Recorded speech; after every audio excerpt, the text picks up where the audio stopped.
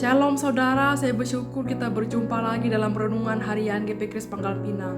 Sebelum kita mendengar renungan firman Tuhan, mari kita berdoa. Terima kasih Tuhan, kami sungguh mengucap syukur buat hari ini kami dikasih kesempatan untuk boleh menikmati anugerah dan kebaikan Tuhan dalam hidup kami. Tiba saatnya kami akan mendengarkan renungan firman Tuhan. Kiranya Engkau menolong setiap kami, kiranya firman Tuhan itu boleh bertumbuh, berbuah dalam kehidupan kami. Inilah doa kami, dalam nama Tuhan Yesus kami berdoa. Amin.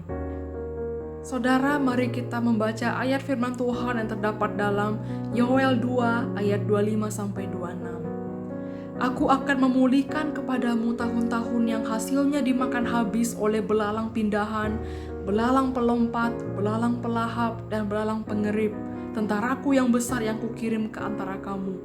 Maka kamu akan makan banyak-banyak dan menjadi kenyang, dan kamu akan memuji-muji nama Tuhan Allahmu yang telah memperlakukan kamu dengan ajaib, dan umatku tidak akan menjadi malu lagi untuk selama-lamanya. Saudara, waktu Nabi Yoel menulis ayat ini, bangsa Israel sedang mengalami masa yang sangat sulit. Ladang-ladang mereka hancur karena serangan belalang, panen habis, makanan habis, penghasilan tidak ada. Dan bukan itu saja, bukan hanya sekali saja, tapi bertahun-tahun. Setiap kali mereka memulai berharap hasilnya baik, belalang datang lagi dan menghancurkannya. Dan bagi mereka saudara, ini seperti bencana yang tidak ada habisnya. Setiap musim mereka menanam dengan harapan, bekerja dari pagi sampai malam. Tapi saat panen tiba, semuanya hilang. Rasanya sia-sia. Bukan cuma buat perut lapar, tapi juga membuat hati sedih dan kehilangan semangat. Mungkin mereka mulai bertanya-tanya, apakah Tuhan masih peduli dengan kita? Apakah Tuhan masih melihat kami? Mereka melihat ladang yang kosong. Mereka mengingat-ingat masa lalu yang penuh dengan berkat dan sulit percaya bahwa masa depan bisa lebih baik. Dalam hati mereka mungkin terlintas pertanyaan, kapankah semua ini akan berakhir? Bisakah yang hilang dapat kembali? Saudara, mungkin kita tidak diserang belalang seperti bangsa Israel, tapi kita mengerti rasanya kehilangan. Mungkin kita pernah kehilangan orang yang kita kasihi waktu dia sakit. Mungkin kita pernah kehilangan kesempatan karena kesalahan di masa lalu kita. Kita pernah kehilangan pekerjaan, atau bahkan kehilangan semangat untuk menjalani hidup. Dan di momen-momen itu kita sering merasa sudah terlambat untuk dipulihkan. Tapi saudara, di tengah keadaan seperti itu, Tuhan memberi janji yang luar biasa bahwa Tuhan akan memulihkan keadaan kita tahun-tahun yang telah hilang.